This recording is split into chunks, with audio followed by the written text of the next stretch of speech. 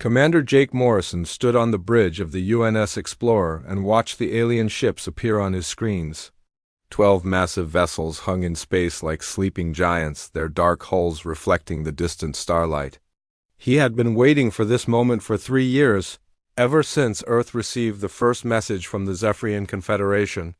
Today would mark humanity's first real contact with an advanced alien civilization. Dr. Lisa Carter entered the bridge carrying her tablet filled with research data. She had spent months studying every piece of information they had about the Zephyrians. The aliens were tall, reptilian creatures with crystalline armor that seemed to grow from their bodies. Their technology was far beyond anything humans had developed. Their ships could travel faster than light without the massive engines that human vessels needed. Their weapons could punch through any armor Earth's military had ever created. Captain Ben Richards checked the diplomatic protocols one more time. Everything had to go perfectly. The Zephyrians had agreed to this meeting after watching human colonies expand into 3 new star systems. They claimed to want peaceful relations, but their message had been cold and formal.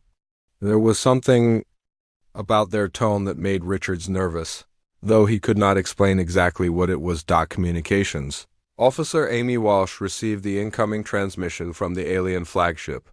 The voice that came through the speakers was deep and mechanical, filtered through translation software that made every word sound harsh and unfriendly. Admiral Vex Kaller announced that he would board the human vessel in 1 hour with a small diplomatic party. He demanded that all weapon systems be powered down and that no recording devices be activated during the meeting. Morrison agreed to the terms, though something felt wrong about the whole situation. In his 20 years of military service, he had learned to trust his instincts. The Zephyrians were being too careful, too controlling. Most species that wanted peaceful contact were eager to share information and learn about each other. These aliens seemed more interested in controlling every aspect of their interaction. The alien shuttle arrived exactly on time. It was a sleek black craft that made no sound as it approached the Explorer's docking bay. The technology was so advanced that their ship seemed to move by thought alone. Morrison and his team waited in the main conference room as the airlocks cycled and the visitors came aboard. Admiral Vex Kaller was even more imposing in person than the videos had suggested. He stood nearly 8 feet tall, with dark green scales that seemed to absorb light rather than reflect it. His crystalline armor pulsed with a faint blue glow, and his yellow eyes moved constantly, taking in every detail of the human ship, too. Other Zephyrians flanked him, their movements perfectly synchronized like a military honor guard. The meeting began with formal greetings and the exchange of gifts. Morrison presented a collection of human art and music, while Admiral Vex Kaller offered a small device that he claimed could translate any language in the galaxy. The conversation was polite but strained, with long pauses between questions and answers. Dr. Carter noticed something strange about the way the aliens kept looking at the human crew members. Their eyes would focus on each person for several seconds, as if they were memorizing faces or studying something specific. She mentioned this to Morrison through their private communication channel, but he was too focused on the diplomatic discussions to pay much attention. What Carter could not see was the small scanning device, hidden in Admiral Vex Kaller's armor. Every few minutes he would activate it and take detailed biological readings of the humans around him. The device was so advanced that it could analyze DNA structure, brain chemistry, and even evolutionary history from a distance of several feet. Each scan revealed more disturbing information about the creatures he was facing. Captain Richards asked about Zephyrian culture and their government structure. Admiral Vex Kaller answered in general terms, but his responses became shorter and more evasive as the meeting continued. The alien leader seemed distracted, constantly checking a small display built into his wrist armor. His 2 companions began shifting nervously, their hands moving closer to weapons that were supposedly ceremonial. The breaking point came when Morrison asked about establishing trade routes between human and Zephyrian space. Admiral Vex Kaller's reaction was immediate and violent. He stood up so quickly that his chair fell backward, and his yellow eyes became bright with what could only be described as fear. The bioscanner in his armor had just completed its final analysis of human genetic structure, and the results were beyond his worst nightmares. Amy Walsh noticed that the aliens had begun transmitting encrypted signals to their ships. The communications were brief but urgent, and the translation software could not decode them. She alerted Morrison, who demanded an explanation from Admiral Vexcaller. The alien leader looked around the room at the human faces staring back at him, and for the first time in his long military career, he felt genuine terror without a word of explanation. Admiral Vexcaller and his companions rushed from the conference room toward their shuttle. Morrison and his team followed, demanding answers, but the aliens would not stop or respond to questions. They sealed themselves inside their craft and departed immediately, leaving the human crew confused and alarmed. As the alien ships disappeared into faster-than-light travel, Morrison knew that something had gone terribly wrong. The Zephyrians had learned something about humanity during their visit, something that had frightened them enough to abandon all diplomatic protocol. Within hours, long-range sensors detected massive alien fleet movements throughout Zephyrian space. Dr. Carter reviewed the scanner readings from the conference room and discovered traces of unknown energy signatures that could only have come from concealed alien technology. The Zephyrians had been secretly studying the human crew during the entire meeting. Whatever they had discovered would change everything between the two species, and Morrison had the sinking feeling that peaceful coexistence was no longer possible. Admiral Vexcaller paced the bridge of his flagship with growing anxiety. The bioscan data from the human vessel lay open on his command display, and every reading confirmed his worst fears.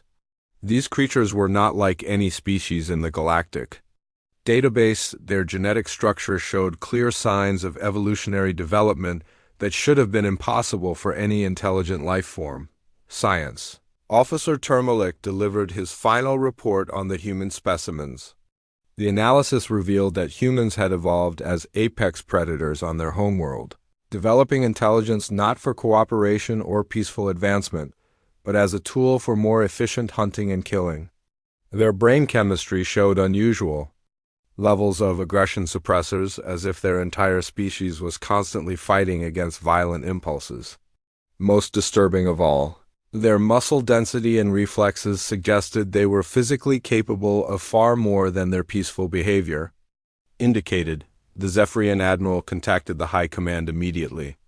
He transmitted the complete biological analysis along with his recommendation that humans be classified as a Category Omega threat to galactic stability. Within hours, the response came back authorizing immediate military action. The Zephyrian Confederation had not survived for 10,000 years by allowing dangerous species to develop unchecked.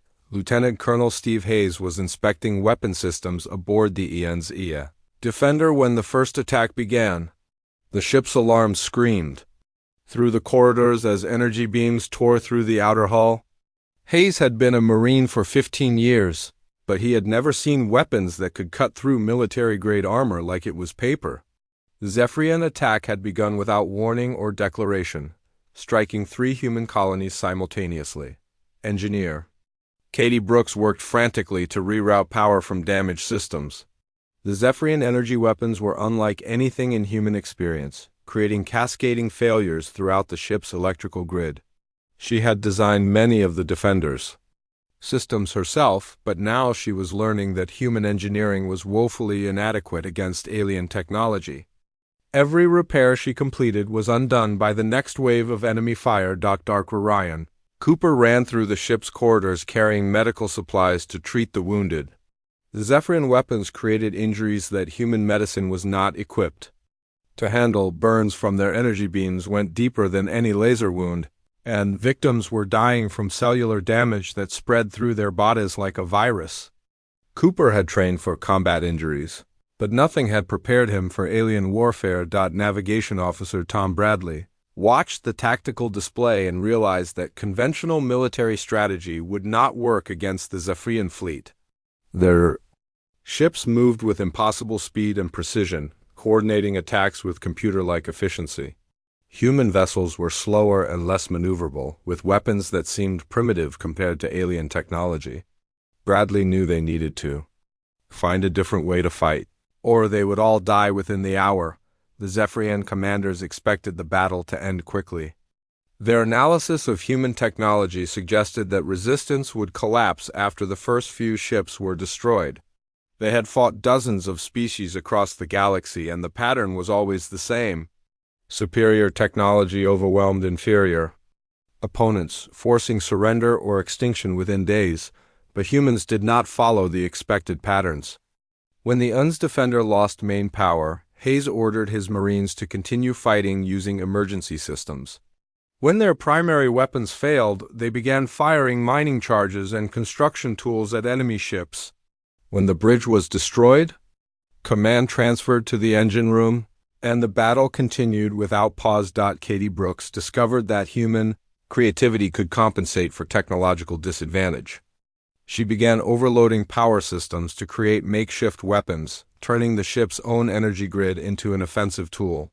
The modifications were dangerous and probably fatal to the ship, but they produced results that confused the Zephyrian attackers. Human vessels began exploding in ways that caused massive damage to nearby alien ships. Tom Bradley suggested using the asteroid field near the colony as cover, but his plan involved maneuvers that violated every principle of safe navigation. He wanted to fly through gravitational anomalies that could crush their ship, using the chaos to mask their approach to the enemy fleet. The strategy was insane by any reasonable standard, but it was also completely unpredictable. Dr. Cooper treated wounded Marines who refused to stay in the medical bay. They returned to combat with injuries that should have been disabling, fighting with a determination that seemed to ignore physical limitations. Cooper began to understand that humans possessed psychological traits that did not exist in other species. They could function effectively while experiencing levels of pain and stress that would incapacitate most intelligent life forms. The Zephyrian fleet commanders watched their tactical displays with growing confusion. Human ships were behaving in ways that made no logical sense. They sacrificed valuable vessels to achieve minimal tactical advantages. They continued fighting long after any reasonable species would have surrendered. Most disturbing of all, they seemed to become more effective as their situation became more desperate. Admiral Vex Kaller received damage, reports from his fleet, and realized that something was fundamentally wrong with their assessment of human capabilities. His ships had superior technology and overwhelming numerical advantages, but they were taking casualties at an unacceptable rate. The humans were not fighting to win in any conventional sense. They were fighting to cause as much damage as possible. Before they died, Hayes led a boarding party onto a damaged Zephyrian cruiser using nothing but emergency life support and handheld weapons. The alien ship's defenses were designed to repel technological threats, not primitive creatures with metal, tools, and chemical explosives. The Marines moved through the alien vessel like a virus, destroying everything they could reach before the ship's automated systems could stop them. The psychological impact on Zephyrian crews was immediate and devastating. They had never encountered an enemy that seemed immune to fear or rational calculation.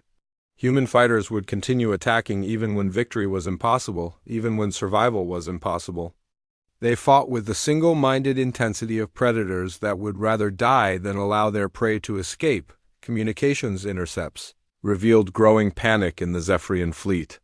Their officers were requesting reinforcements and expressing doubt about their ability to contain the human threat.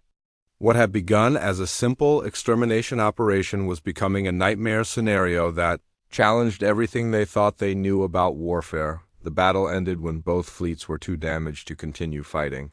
But the real war was just beginning. The Zephyrians had learned that humans were far more dangerous than their technology suggested. They possessed psychological traits that made them uniquely suited for warfare, and they fought with an intensity that bordered on madness. Admiral Vex Kaller transmitted an urgent message to the High Command, requesting massive reinforcements and authorization to use their most devastating weapons. The humans had revealed themselves to be something unprecedented in galactic history, and stopping them would require resources that the Confederation had never deployed against a single species. The real monsters had finally shown themselves, and the galaxy would never be the same. Admiral Susan Miller received the emergency transmission from the outer colonies at 0347 hours. Earth Standard Time. The footage was grainy and broken, transmitted through damaged communication arrays, but the message was clear. Humanity was at war with an alien empire that possessed technology beyond their understanding. 3 colonies had been attacked, and thousands of humans were dead or missing. Secretary of State Chris Johnson called for an immediate session of the United Earth Defense Council. The initial response was measured and diplomatic, following protocols that had been developed for exactly this type of situation. Johnson proposed sending negotiators to establish communication with the Zephyrian Confederation and determine what had caused the breakdown in diplomatic relations. Dr. Alex Thompson entered the council chamber carrying classified files that most of the assembled officials had never seen. As the military's leading expert on human psychology, he had spent years studying what he called humanity's dormant potential. The files contained research that governments had kept secret since the early days of space exploration, studies that revealed uncomfortable truths about human nature. The footage from the attacks reached Earth's news networks within hours, and the public response was immediate and overwhelming. Citizens who had never shown interest in military service were lining up at recruitment centers. Peaceful colonies were demanding weapons and military advisors. The transformation was so rapid that it surprised even the government officials who had expected some level of public outrage. General Patricia Scott reviewed the military options available to Earth's defense forces. The human fleet was designed for exploration and colony protection, not interstellar warfare against technologically superior enemies.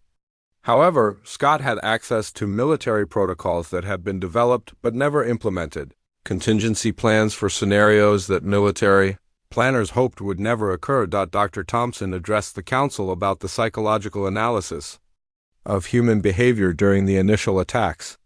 The crew of the UN's Defender had demonstrated combat effectiveness that exceeded all previous estimates of human capability.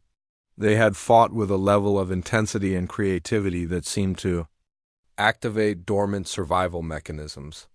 Thompson recommended immediate activation of Protocol 7, the removal of psychological limiters that had been voluntarily imposed on human military forces. Major Danny Clark witnessed the transformation at recruitment centers across Earth and the colonies.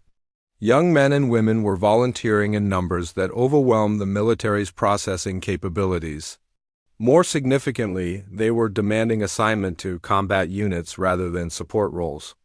The volunteers showed psychological profiles that indicated they were eager for direct confrontation with alien forces.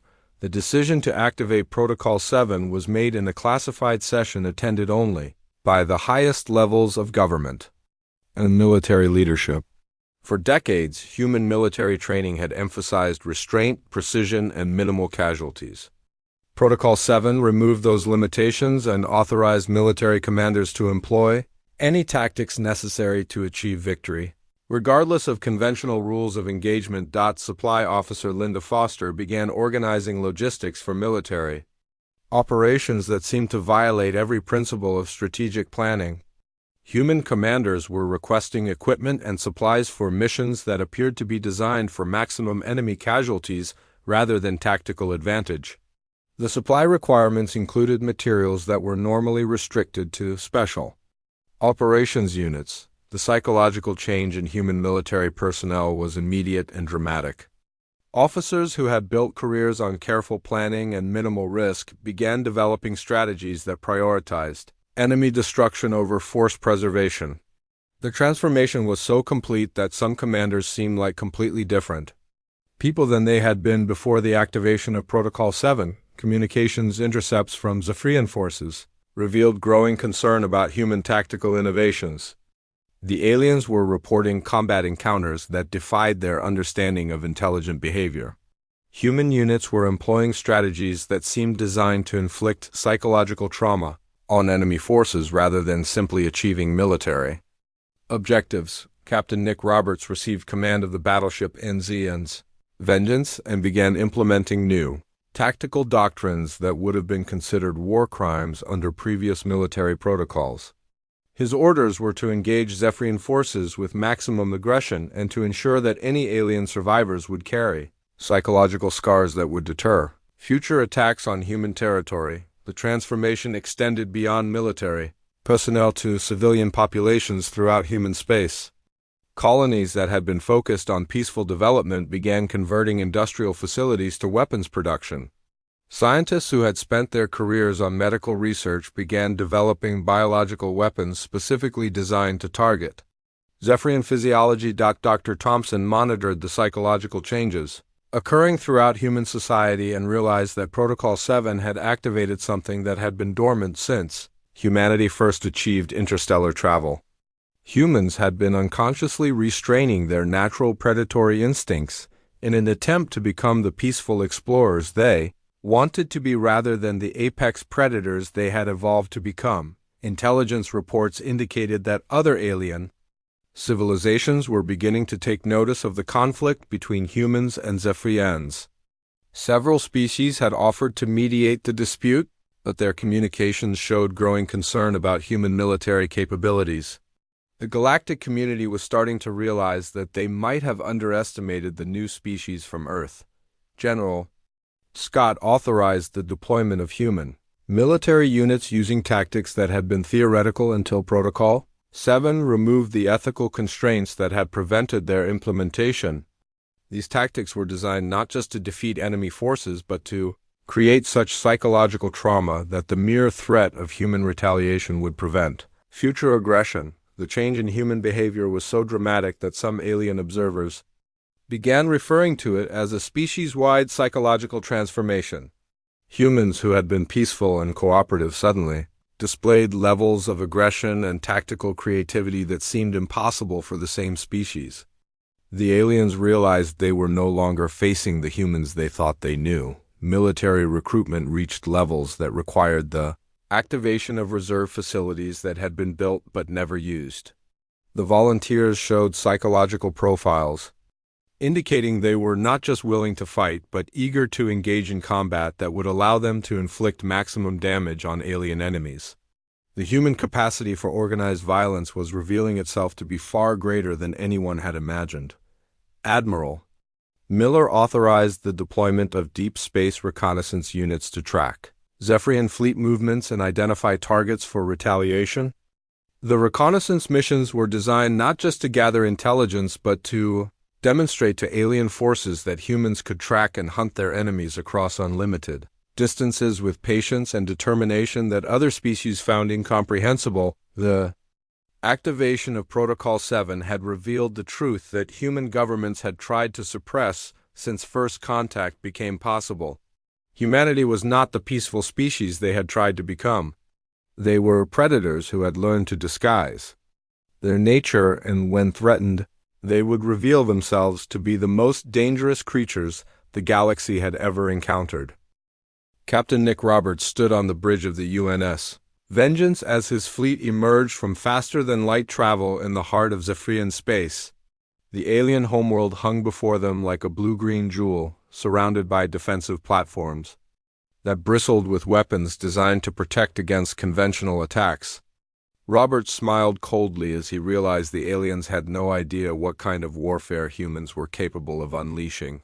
Weapons. Officer Carol Davis had spent weeks modifying the ship's ammunition according to specifications that would have horrified her 6 months earlier.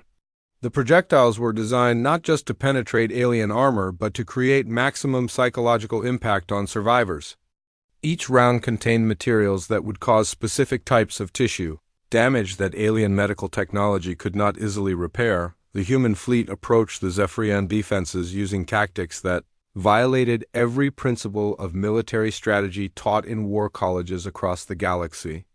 Rather than seeking tactical advantage or minimizing casualties, the human commanders seemed focused on creating spectacles of destruction that would terrorize enemy forces. They used civilian vessels loaded with explosives as the first wave of attack, turning merchant ships into massive guided missiles. Admiral Vexcaler watched from his command center as human forces began their assault on the outer defensive ring. The attack patterns made no logical sense from a military perspective, but they were devastatingly effective at destroying alien morale. Human ships would sacrifice themselves to achieve minimal tactical gains, but the psychological impact of their suicidal determination was overwhelming. Sergeant Paul Martinez led the first boarding party onto a Zephyrian command station using equipment that was primitive compared to alien technology, but employed in ways that the defenders could not counter.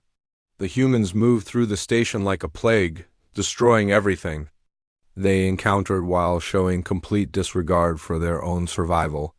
Martinez and his team fought with an intensity that seemed to ignore physical limitations the Zephyrian defenders had prepared for. Conventional warfare against an enemy that would follow predictable patterns of behavior. They had not prepared for creatures that seemed immune to fear and capable of fighting effectively while experiencing levels of pain and injury that should have been incapacitating. Human Marines continued, attacking even after sustaining wounds that would have killed most intelligent species' intelligence. Officer Helen Turner monitored communications from the Zephyrian fleet and realized that the alien military was experiencing a psychological breakdown that went beyond simple combat stress. Their officers were using words in their language that roughly translated to demons, nightmares, and cosmic horrors when referring to human forces. The aliens were not just losing battles, they were losing their sanity, Field Medic Sam Wilson treated captured Zephyrian soldiers and discovered that they were showing symptoms similar to severe trauma disorders after just brief encounters with human forces. The aliens seemed unable to process the reality of fighting against creatures that appeared to enjoy inflicting suffering on their enemies. Many of the prisoners had stopped eating and were showing signs of complete psychological collapse. Tactical analyst Greg Hughes developed new strategies based on psychological warfare rather than conventional military objectives.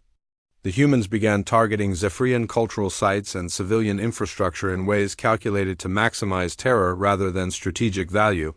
Hughes realized that defeating the alien military was less important than destroying their will to continue fighting. The transformation of human military doctrine was so complete that alien observers began questioning whether they were fighting the same species that had requested peaceful diplomatic contact months earlier.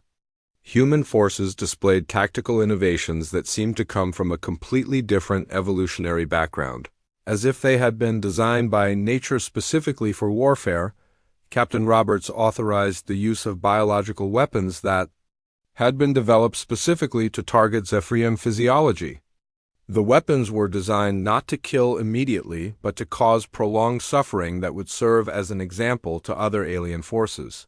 The humans wanted their enemies to understand that attacking humanity would result in consequences that extended far beyond simple military defeat. Dr. Marie Rodriguez analyzed captured Zephyrian technology and began incorporating it into human weapons in ways that horrified the original creators. She took devices designed for peaceful purposes and modified them into instruments of torture that could keep victims alive while inflicting maximum pain. Rodriguez worked with the focused intensity of someone who had found their true calling. The Zephyrian High Command received reports from their military commanders that read like documents from a nightmare. Human forces were not just winning battles. They were systematically destroying the psychological foundations of alien civilization. Entire Zephyrian fleets were deserting rather than face what their commanders described as an enemy that fought. Like the physical manifestation of death itself, communication intercepts, translated by Officer Kevin Brown, revealed that several Zephyrian colonies had declared independence from their government rather than continue a war against humanity. The alien civilians had realized that their military could not protect them from an enemy that seemed to possess unlimited creativity in developing new ways to inflict suffering on their opponents. The human assault on Zephyrian space continued for weeks, with each engagement demonstrating new levels of tactical brutality that left alien survivors permanently traumatized. Human commanders began competing to develop the most psychologically devastating attack methods.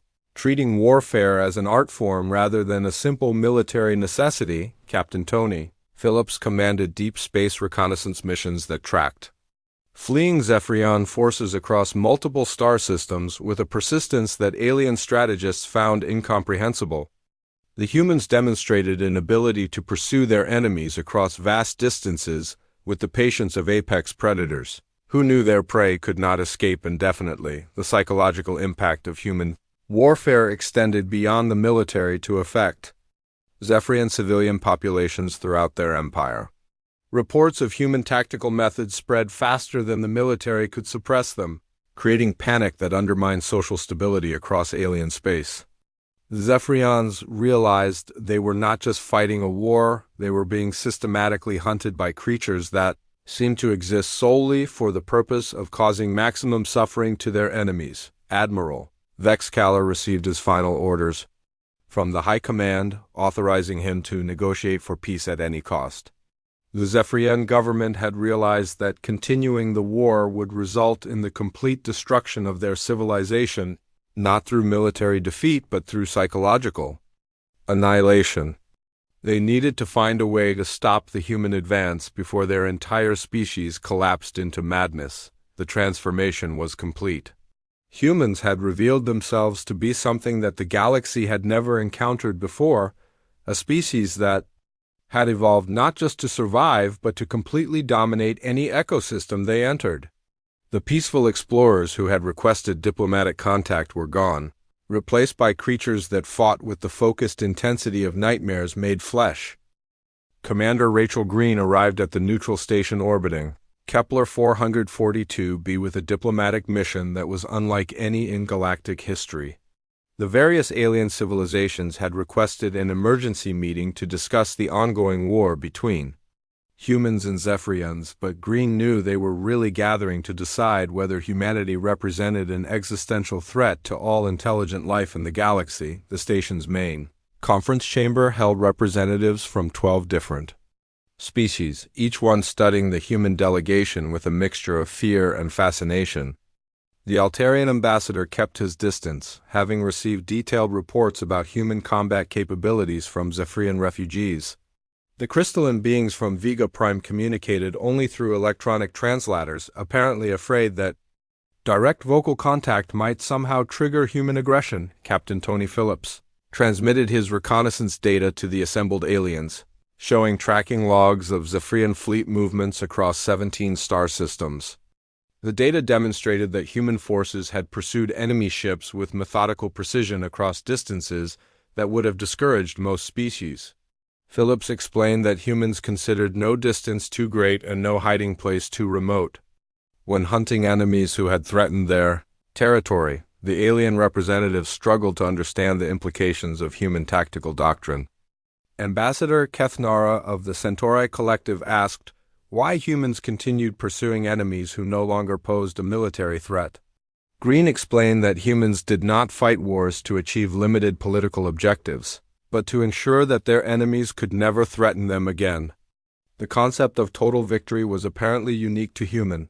PSYCHOLOGI Dr. Marie Rodriguez presented her analysis of modified Zephyrian technology, demonstrating how human engineers had converted peaceful alien devices into weapons of unprecedented effectiveness. The modifications showed a level of creative sadism that disturbed even species that had their own histories of warfare. Rodriguez explained that humans possessed an unusual ability to imagine new ways to cause suffering and then engineer solutions to make those imaginings reality. The Andromedan delegate requested detailed information about human military organization, apparently hoping to find weaknesses that could be exploited if humans ever turned their attention to other civilizations. Green provided the information freely, knowing that the aliens would discover the most terrifying truth about humanity. Human military forces were not controlled by a central authority that could be negotiated with or eliminated, but rather consisted of millions of independent units that could operate autonomously for unlimited periods. Intelligence reports from various alien civilizations revealed that human influence was spreading beyond the war zone into neutral territories. Several species reported changes in their own military doctrines as their strategists tried to develop defenses against human-style warfare. The psychological impact of human tactics was so severe that some civilizations were abandoning entire regions of space rather than risk contact with human forces. Captain Roberts arrived at the conference with documentation from recent battles that showed the complete collapse of Zephyrian military resistance. The alien fleet had been reduced to scattered survivors who spent more energy fleeing than fighting. Roberts explained that this was the inevitable result of warfare against humans, who possessed psychological traits that allowed them to function effectively in situations that would drive other species insane. The economic implications of human expansion became clear as various alien civilizations reported massive refugee populations fleeing from territories near human space. The Zephyrian exodus included not just military personnel but entire civilian populations who preferred to abandon their homeworlds rather than live under the constant threat of human retaliation. The refugee crisis was destabilizing the galactic economy and creating political tensions between species that had maintained peaceful relations for centuries. Ambassador Silkera of the Tau Ceti Federation asked Green to explain human intentions regarding territorial expansion. Green responded with complete honesty, stating that humans intended to colonize any territory that could support human life and would eliminate any species that attempted to prevent that expansion. The casual tone of her statement was apparently more frightening to the aliens than any military threat could have been. Dr. Alex Thompson addressed the conference via long-range communication from Earth, providing a psychological analysis of human behavior that confirmed the aliens' worst fears. He explained that humans had evolved as cooperative predators who used intelligence to develop increasingly efficient methods of hunting and killing. Their apparent peaceful nature during early contact was simply a temporary adaptation that could be abandoned when circumstances required more aggressive behavior. The technological implications of human warfare became apparent as various species reported attempts to develop countermeasures against human weapons and tactics. The aliens discovered that human military technology was not based on single innovations, but on the creative application of basic principles in ways that had never been attempted by other species. Defending against human warfare required completely rethinking the fundamental assumptions about how intelligent beings should behave. Captain Phillips revealed that human reconnaissance forces had already surveyed most of the inhabited systems within 50 light-years of Earth, identifying potential threats and cataloging resources that could support human colonization. The aliens realized that humans had been preparing for galactic expansion long before the war with the Zephyrians began.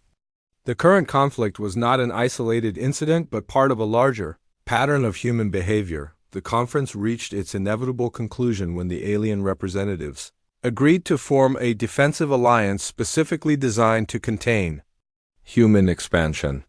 However, Green pointed out that such an alliance would be interpreted by humans as a hostile act that would justify preemptive military action. The aliens found themselves trapped between accepting human dominance or risking the complete destruction of their civilizations. Communication intercepts revealed that several alien governments were already negotiating separate peace treaties with Earth, hoping to avoid the fate of the Zephyrians by demonstrating their willingness to accept human superiority. The galactic community was fragmenting as each species tried to ensure its own survival in a universe where humans had revealed themselves to be the dominant predatory force. The meeting ended with the alien representatives agreeing to transmit a formal recognition of human territorial claims and a request for clarification of the conditions under which peaceful coexistence might be possible. Green accepted the submission but made it clear that humans would determine those conditions unilaterally and that compliance would be monitored by human military forces stationed throughout alien space. As the various alien delegations departed the neutral station, they carried with them the knowledge that the galaxy had fundamentally changed. The peaceful balance of power that had existed for millennia was gone, replaced by a new reality in which humanity stood as the apex predator among intelligent species. The age of cooperative exploration was over, and the age of human dominance had begun. The transformation was complete not just for humanity but for every intelligent species in the galaxy. They had learned that the universe contained creatures capable of warfare that transcended anything in their historical experience, and they now had to decide whether to submit to human authority or risk discovering just how creative humans could become when faced with organized resistance to their expansion across the stars. Admiral Vex Kaller transmitted his surrender request from the bridge of his crippled flagship, surrounded by the wreckage of what had once been the most powerful fleet in Zephyrian history. The proud military commander who had initiated contact with humanity now begged for mercy from creatures he had come to view as the living embodiment of galactic nightmares. His voice shook as he requested immediate communication with Admiral Susan Miller. Communications Specialist Julie Baker established the connection between the human and alien command centers, monitoring the conversation that would determine the fate of an entire alien civilization. The irony was not lost on her that the same communication channels used for peaceful first contact were now being used to negotiate the complete surrender of a technologically superior species to human authority. Admiral Miller listened to Vex Kaller's desperate plea for terms with the cold satisfaction of a predator who had successfully cornered her prey. The Zephyrian admiral offered territorial concessions, technological transfers, and reparations that would have made any previous human government wealthy beyond imagination. Miller rejected each offer with minimal consideration, making it clear that material compensation was not what humanity required from their defeated enemies. Strategic planner Frank Nelson advised Miller during the negotiation, helping her understand that this moment represented more than just the end of a war between two species. The surrender terms would establish precedents that would govern human relations with every alien civilization in the galaxy. Nelson recommended demanding something that would serve as a permanent reminder of what happened to species that threatened humanity. The breakthrough came when Miller demanded that Admiral Vex Kaller make a public broadcast to every intelligent species in the galaxy, providing his assessment of human capabilities and his recommendation for how other civilizations should interact with humanity.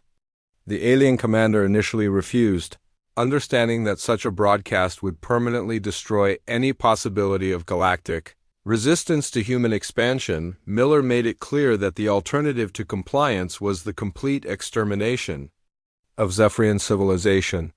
She provided detailed plans for biological weapons that would sterilize every Zephyrian world, turning their empire into a monument to the consequences of threatening humanity.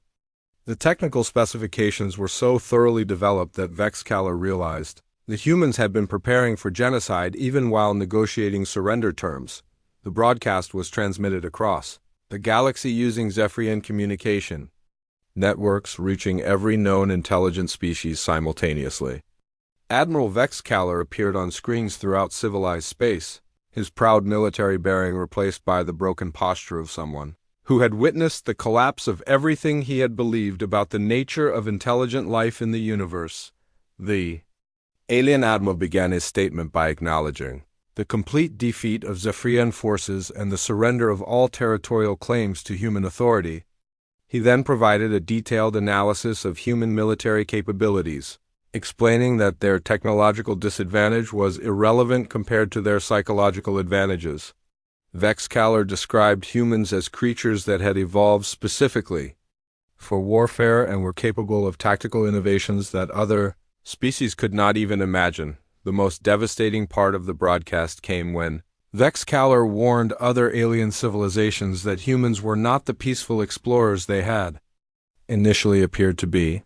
He explained that humanity had been deliberately restraining their true nature during early contact, playing at being diplomats and scientists while concealing their identity as the galaxy's most efficient predators. The mask had finally been removed, revealing creatures that existed solely to dominate any ecosystem they encountered. Captain Morrison watched the broadcast from the bridge of his ship, now commanding a fleet that included captured Zephyrian vessels operated by human crews. The technological gap that had seemed so overwhelming at the beginning of the war had been eliminated through the simple expedient of taking alien ships and modifying them according to human tactical doctrine. Morrison realized that superior technology was meaningless when faced with superior predatory instincts. The galactic response to the broadcast was immediate and overwhelming. Government after government transmitted formal submissions to Earth, requesting guidance on how to coexist peacefully with humanity.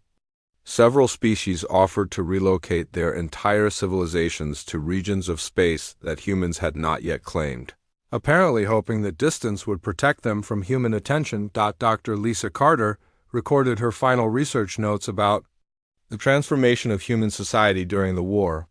She documented how the activation of Protocol 7 had revealed psychological capabilities that had been dormant since humanity achieved space travel.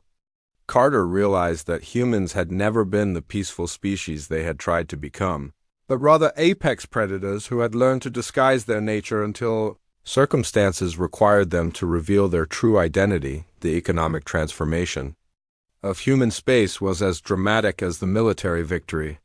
Alien civilizations began sending tribute shipments to Earth, offering their most advanced technologies and rarest resources in exchange for assurance that they would not be targeted for conquest. Human colonies that had struggled to establish basic infrastructure suddenly found themselves wealthy beyond imagination. New human settlements were established throughout former Zephyrian territory, with colonists who displayed none of the cautious behavior that had characterized earlier expansion efforts. These new colonies were founded by humans who had fully embraced their identity as galactic predators, and they expanded with the confidence of creatures who knew that no other species could challenge their authority. The transformation extended to human culture and psychology in ways that surprised even the researchers who had advocated for Protocol 7.